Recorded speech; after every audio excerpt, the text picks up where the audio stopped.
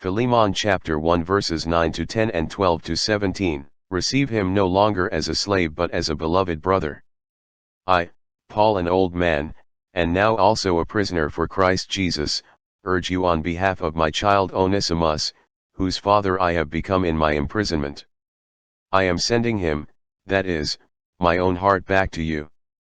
I should have liked to retain him for myself, so that he might serve me on your behalf in my imprisonment for the gospel, but I did not want to do anything without your consent, so that the good you do might not be forced but voluntary. Perhaps this is why he was away from you for a while, that you might have him back forever, no longer as a slave but more than a slave, a brother, beloved especially to me, but even more so to you, as a man and in the Lord. So if you regard me as a partner, welcome him as you would me. Paul spent much of his ministry in the Roman province of Asia known today as Turkey. He made a number of converts in Colossae, which was a city about 80 miles east of Ephesus. Philemon lived there with his family and was a wealthy slave owner. One of the slaves, Onesimus, whose name means useful, left Philemon and became a runaway slave who followed Paul to Rome and then converted to Christianity during Paul's imprisonment. Paul wrote a short note to Philemon in an effort to beg him to spare Onesimus from the runaway slave death penalty. This letter was written by Paul around 60 AD.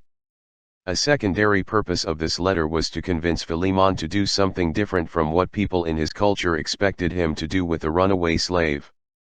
Sometimes church leaders must urge people to obey what the Bible teaches, not what is expected from the culture. Philemon finds himself trapped between secular, worldly, and biblical thought. Punishing Onesimus with death is a secular penalty created to strike fear into hearts of other slaves, but if followed, death would cause his usefulness to anyone to cease. Forgiveness is biblical, the death penalty is secular and demonstrates a total lack of forgiveness. The death penalty eliminates any chance of reform. It prevents the slave, or human tool, from being of service to anyone. Onesimus has become a fellow Christian and is now willing to return to you, seeking not only forgiveness but his acceptance of his return to his duties as a slave.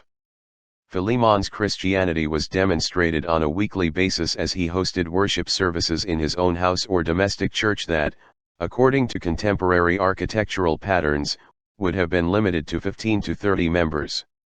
When Christianity became accepted in the Roman Empire and the number of congregants greatly expanded, there was naturally a need for a larger meeting place. The Christian place of worship found a home in Roman courtrooms, which is why many of the trappings of the Roman courtrooms have been retained and are incorporated into sanctuary areas. The candles at each end of the altar were used to read by the plaintiff and defense attorneys. There are 3 chairs close to the altar, 2 of equal size and 1 larger than the other to indicate the president, or leader, of the court's tribunal. That chair is now occupied by the principal celebrant of the Mass. When Onesimus left Philemon, he was like a broken tool, but after hearing Paul preach, he became the broken tool God repaired.